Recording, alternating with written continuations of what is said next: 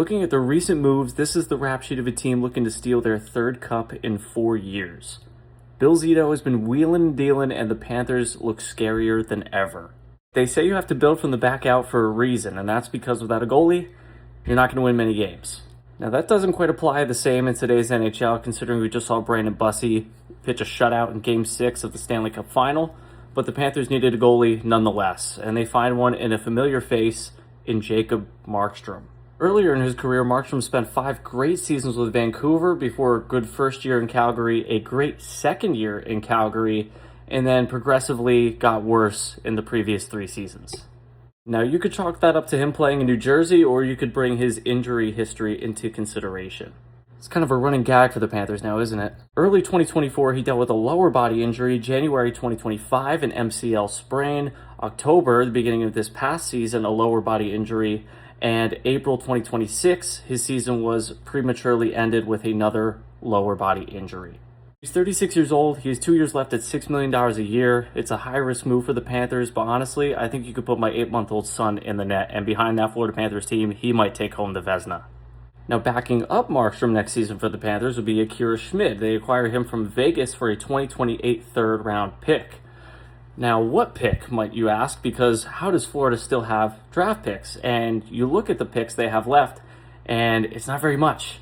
And you look at that pick value, Puckpedia, I'm not sure exactly what that means, but 26.52 is pretty low. You compare that to the San Jose Sharks, who are a rebuilding team, they're at 111.67. And then you compare them to Vegas, who spend draft picks like literal candy, even they are at 113.07. Last year, Schmid started more than 15 games for the first time in his career. He was okay, but he was also playing behind the Vegas Golden Knights. But this year, he's going to be playing behind the Florida Panthers, so I guess it cancels out. Now taking a look at their defense, they have Gustav Forsling, Aaron Ekblad, Nico Mikkola, Seth Jones, Dmitry Kulikov, and now Radko Gudas. Enough already. But at least their contracts are expiring soon, right?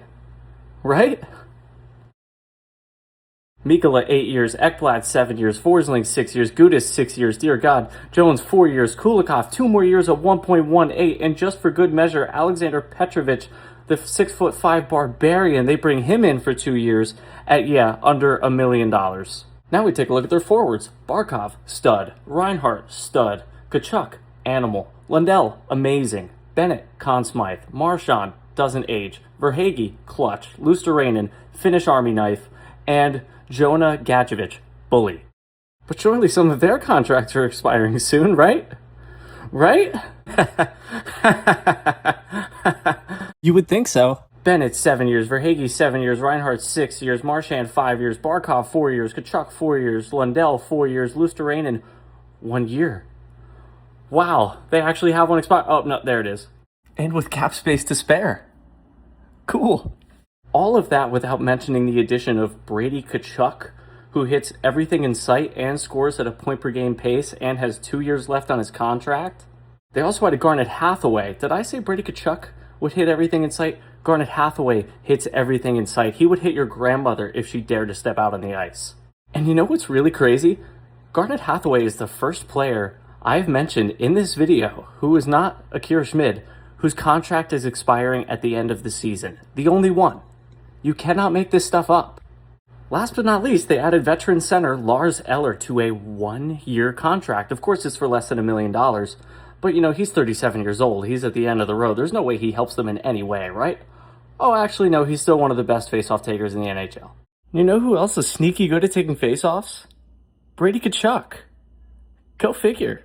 There's only one thing that could hold this team back from winning the Stanley Cup this year, and it's what stopped them last year. It's staying healthy. Sam Reinhart only played in 64 games this year. Lundell, 64 games. Marchand, 52 games. Seth Jones, 52 games. Matthew Tkachuk, 31 games. And he was still 6th on the team in scoring. How crazy is that? Sam Bennett missed 6 games. Luosterainen missed 9. Ekblad, 10. Mikkola, 14. Barkov missed the entire season. Man, I'm sure Paul Maurice missed a game or two at this point. And with all of that, they still finished above NHL 500 and ended up with the 9th overall pick because the Eastern Conference was so stacked. And they used that 9th overall pick to get Brady Tkachuk. My head hurts.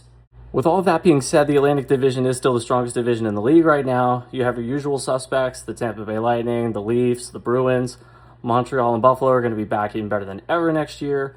I wouldn't worry about Ottawa or Detroit. They both lost their captains this summer. They're probably not going to sniff the playoffs for a long time, but you never know. As of this moment, the Florida Panthers are my pick to win the Stanley Cup in 2027. Let me know your pick in the comments. I'll see you next time. Take care.